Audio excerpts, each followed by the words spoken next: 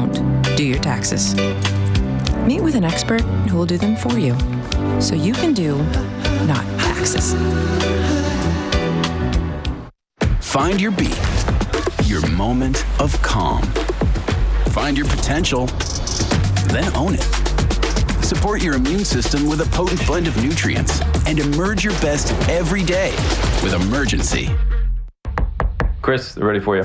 Monday on ET, Chris Rock's live comedy special addressing the Oscar slap. Be very interesting to see how that shakes out. Oh, we will be. Yeah. Absolutely. Now, look, before we go, tomorrow is the nickel. Happening now.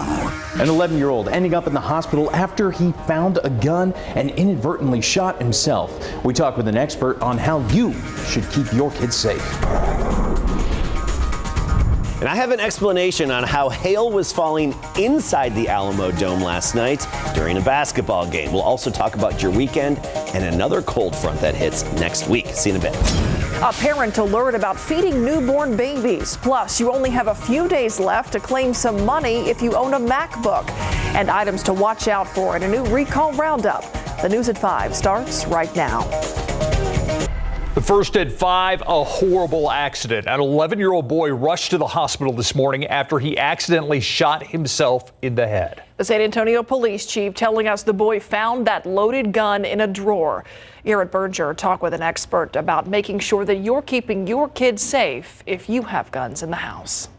At an apartment just outside downtown this morning, with several friends and a set of adults also inside, an 11-year-old came across a gun. Supposedly it was tucked away in a drawer somewhere. Thinking it was unloaded, the boy reportedly played with it and shot himself in the head. Our children are naturally curious, and unfortunately, we can find ourselves in a situation where children find access to an unsecured weapon and it can unintentionally go off. University Health is part of a coalition called Gun Safety for Bear, which provides free cable and trigger locks. Director of Injury Prevention, Jennifer Northway, says they recommend guns be stored unloaded, locked, and separate from ammunition.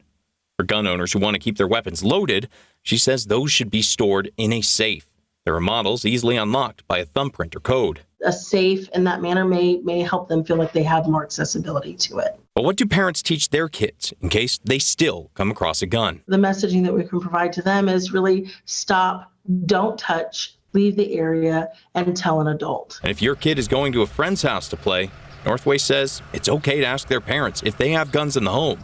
And if they do, while my child is over there, will it be locked, unloaded, and away from ammunition so that they're as safe as possible? Because it only takes one moment for an accident. Garrett Berger, KSAT 12 News. We now know the name of the man killed in a drive-by shooting outside of an East Side convenience store on Tuesday. Killed in a hail of bullets. According to the Bexar County Medical Examiner, 31-year-old Jerome Crenshaw shot outside of the Walters Food Mart on Burnett Street. SAPD says Crenshaw and another man were outside that store when a white sedan drove up and fired more than 50 times. Crenshaw died at the hospital. The other man is expected to be okay. No word on if any arrests have been made. San Antonio police have released some new photos of an SUV that they say might be connected to a murder investigation. That crime happened on December 17th of last year along I-10 near downtown. Police say Rain Rice was shot and killed by a single bullet that came from a dark-colored SUV while in a car driving down I-10. SAPD just released these photos of the SUV they believe to be involved. Officers say the suspect SUV was driving on Cesar Chavez Boulevard behind a white Hummer limo just before that shooting happened.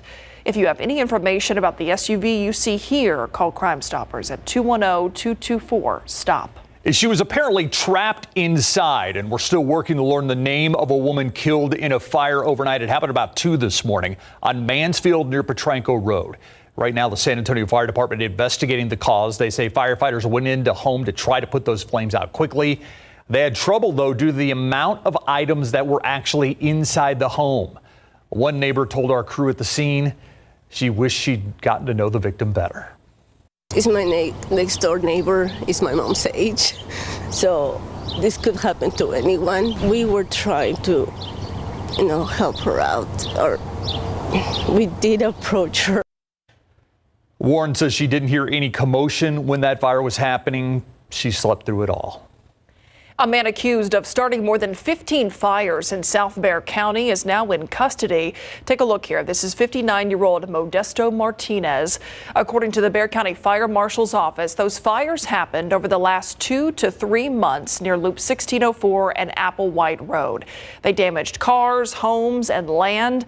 And on one occasion, fire marshal deputies say that they actually saw Martinez set a mobile home on fire.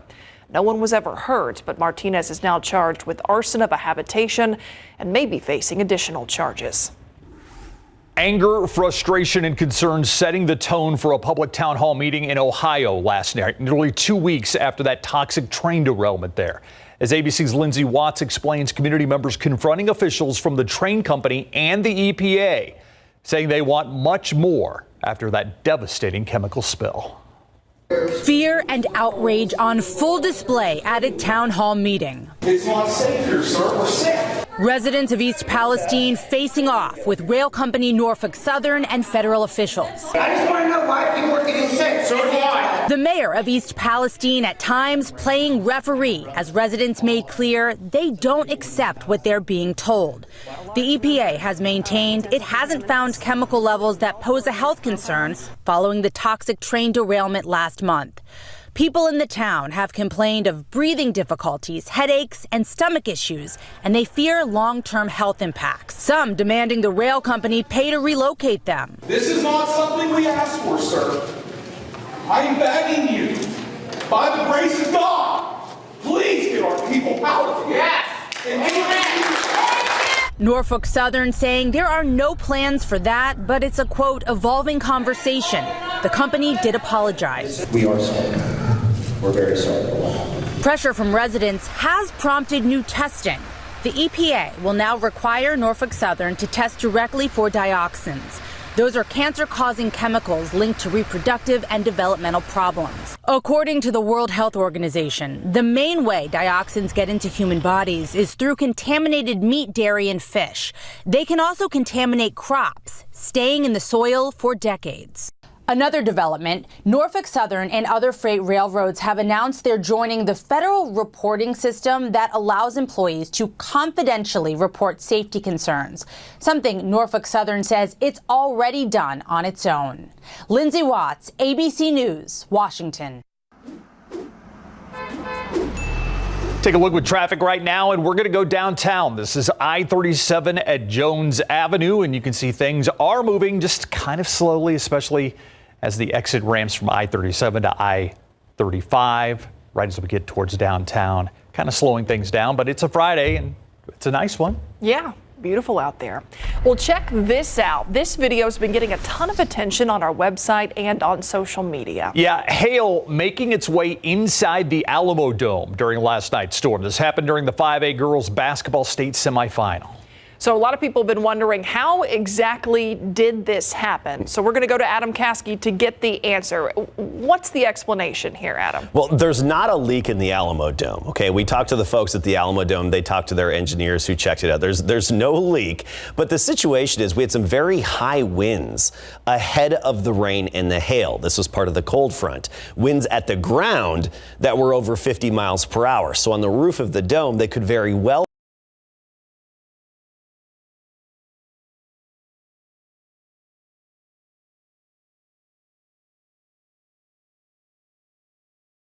shut down, which means they're covered by a big door. I mean, we're talking kind of a burly, heavy door that somebody doesn't just go out there and just open easily.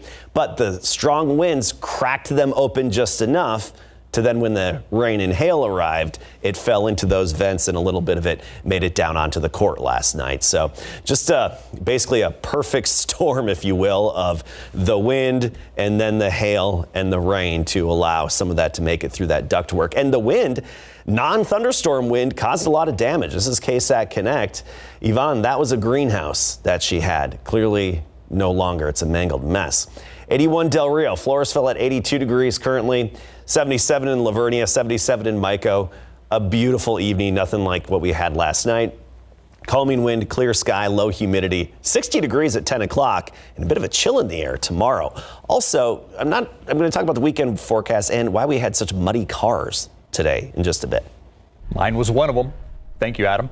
Today, Governor Greg Abbott visiting San Antonio to talk about state economic developments in a fireside chat with the San Antonio Chamber of Commerce. The governor spoke about recent developments for the state and how they will better increase job opportunities in San Antonio. He describes Texas as being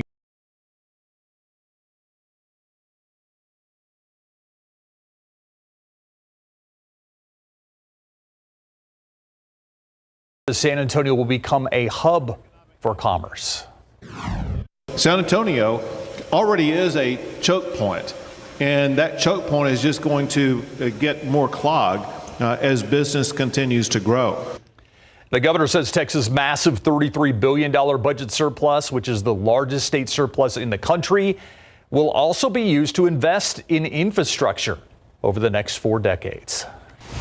MacBook owners have just a few days left to claim some lawsuit money, and millions of Walmart candles are being recalled. But first, 12 on Your Side's Marilyn Moritz has a parent alert about feeding newborn babies. When it comes to feeding newborns, equipment for bottle feeding and breastfeeding must be sterilized. That's the warning from the CDC after an infant boy died. He was infected with the same bacteria that led to the big formula recall last year. But this case wasn't formula. Investigators say the germ was tied to a contaminated breast pump. Experts say to thoroughly wash, sanitize, and dry hands and equipment before feeding the baby.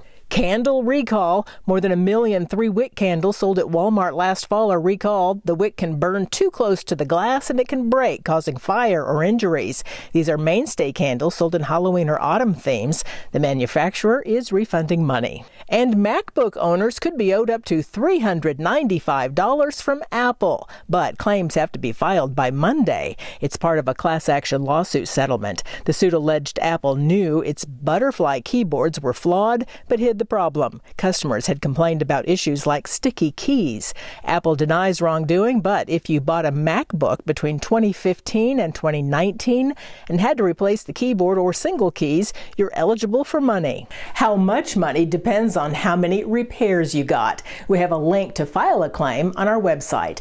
Marilyn Moritz, KSAT 12 News.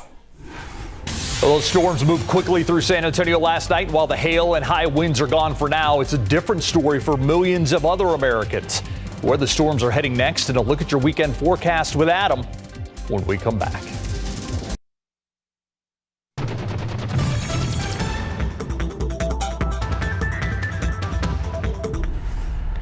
Tonight at 6 o'clock, some explosive revelations in the felony family violence case against a San Antonio attorney. A former Bexar County District Attorney employee confirmed that he had a sexual relationship with the victim. The impact on the prosecution coming up today at 6. Plus, a bizarre story out of a town south of Austin. We're calling this one Later Gator, after a woman turns over her pet alligator to the game warden, and that's not the most interesting part. Our Camelia Juarez explains how the woman got the gator more than 20 years ago and why she's giving the gator away to a South Texas farm. Yeah, there's an odd twist in this story. And it was a right place and a right time for one NEISD police officer who saved a 7th grade student this week. We share this life-saving story as that student thanks his hero tonight on the news at 6. Downed trees, toppled trampolines, even some issues with power lines. The San Antonio area hit with hail and high winds last night, along with parts of the KSAT viewing area outside of San Antonio. Yeah, these are just some of the pictures sent in by viewers. We really appreciate them showing the damage they're now dealing with. But it's not people just here dealing with storm cleanup. ABC's Tim Pulliam explains some parts of the U.S. have even more troublesome weather in store. Storms battering Texas, Arkansas, and Louisiana now moving east. From Alabama to North Carolina, millions in the deep south under a threat of severe weather. Where's it going? At least 7 reported tornadoes in the tri-state region. Show you the power of this storm. This back windshield completely blown out. This is one of 20 homes here that it's badly damaged. This one obviously unlivable, if not completely destroyed, moved off its foundation. Another sign of the force of this. In Michigan, a widespread ice storm downing trees, leaving thousands without power. The storm expected to hit Detroit today. This powerful system first hitting the West. Los Angeles getting the type of snow it hasn't seen in decades. I like the Hollywood sign and the snow behind it. It looks very pretty. But in California's San Bernardino Mountains, it's too much. Piles of snow burying towns. The roof of this grocery store collapsing. Many riding out the storm now trapped in their homes. With 1,200 calls for service and 17 rescued, the area in a state of emergency. Yesterday, we were finally able to rescue many from their homes. However, many are still stranded. Residents who are still trapped, if you have food and water, please remain sheltered in place. Food supplies are headed to the region as the National Guard and first responders work to clear roads. Winter storm warnings are in effect from Illinois to the northeast for heavy snow late today and through Saturday morning. Tim Pulliam, ABC News, Los Angeles. Let's take a look outside here. Sky 12 over the Alamodome. We told you about the hail issues there last night. A lot of people seeing hail with those storms last night, and then today, picture perfect out there. Yeah, and actually this girls' state basketball tournament continuing inside the dome, hail or not.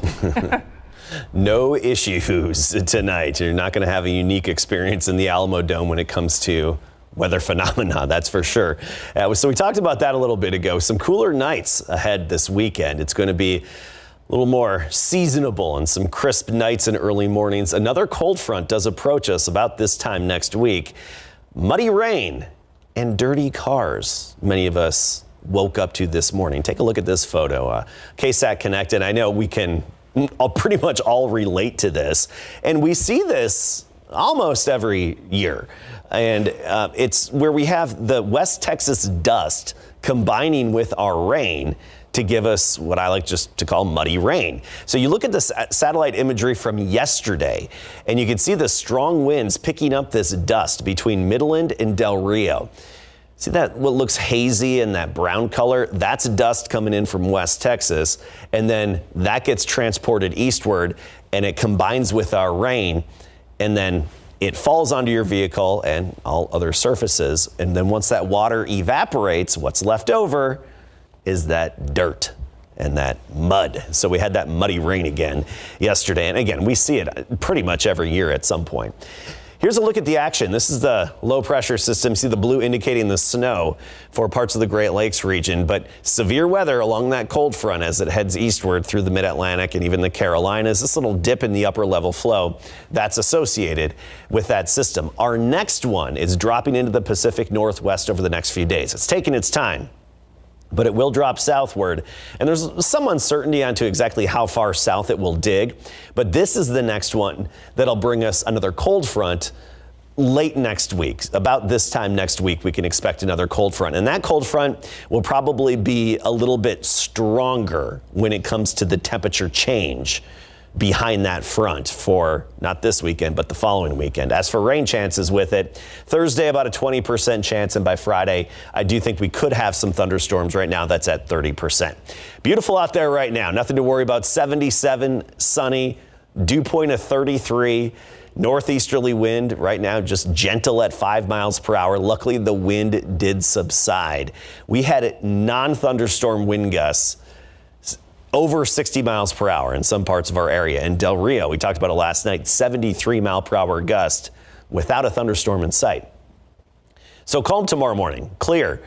A little cool though, temperatures down in the 40s, 47 in San Antonio, 45 in Hondo, 43 in Comfort, Gonzales about 45. Then by tomorrow afternoon, we make it into the low 80s. So a bit of a chill in the morning, but dress in layers because you won't need the jacket for very long with that sunshine making it to 81 here in San Antonio. On the south side, we'll get to about 82, 83 in Hondo and 79 the high in Bernie. Sunshine all day in a south wind at just 5 to 10 miles per hour. We get into Sunday, a little bit of morning fog. And then a sunny day from 52 in the morning to 82 into the afternoon. And then we get back into the mid 80s next week. And get ready for a trend of morning fog and low clouds for the first part of the day. Sunday all the way through next week. But those temperatures in the 80s should come to an end by this time next week with our next cold front. A lot of uncertainty with that, so stay tuned for updates. All righty. Thank you, Adam. All right, Larry, the Spurs look like they were having fun as they built a winning streak last night. Yeah, their first winning streak since a very, very long time. I can't even recall right now on the top of my head. That's how long it's been. And Spurs' Devontae Graham, I'll tell you what, he made his home debut last night for the Spurs, and yeah, he feels right at home. It's like he's been there his entire career. And in girls high school basketball, Clark is ready to play in the 6A state semis tonight. Coming up.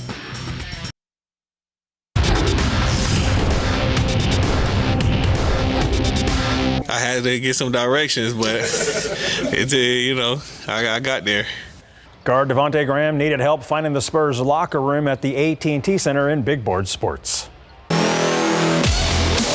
The Spurs own a winning streak for the first time since early December when they won 3 straight. Last night they beat the Pacers 110-99 for their second win in a row. Coach Pop and assistant coach Brett Brown were out with illnesses, so Mitch Johnson was acting head coach. Shooting guard Devin Vassell, who's been out since early January, recovering from a left knee procedure, returned last night and scored 18 points in 23 minutes off of the bench. And guard Devontae Graham, who was traded to the Spurs during the rodeo road trip, scored 18 points in his AT&T Center debut, making a team high 5 3-pointers.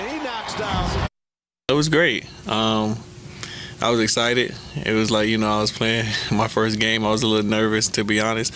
But I was surprised, how many people were here tonight.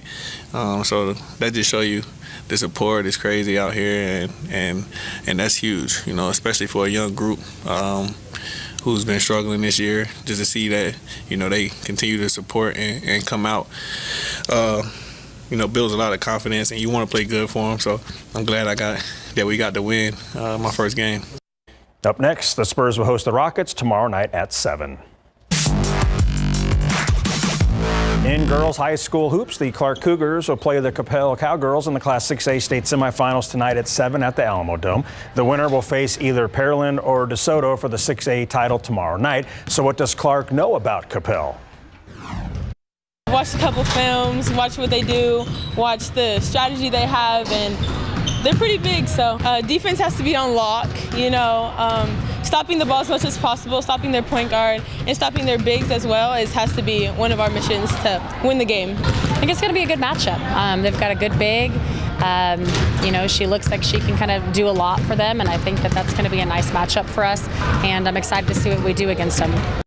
And in the UIL Class 4A semifinals, Bernie fell to Sunnyvale today, 49-47 at the Dome. Bernie ends their wonderful season 35-2. So close. So close, but when you get the state, man, it's the best of the best. I know. Thanks, Larry. Appreciate it. Yep. We'll be right back.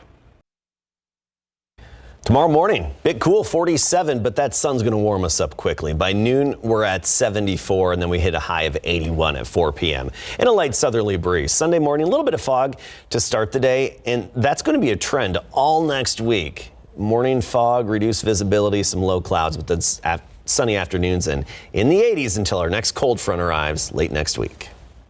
Thanks for watching the news at 5. World News up next. See you back here at 6.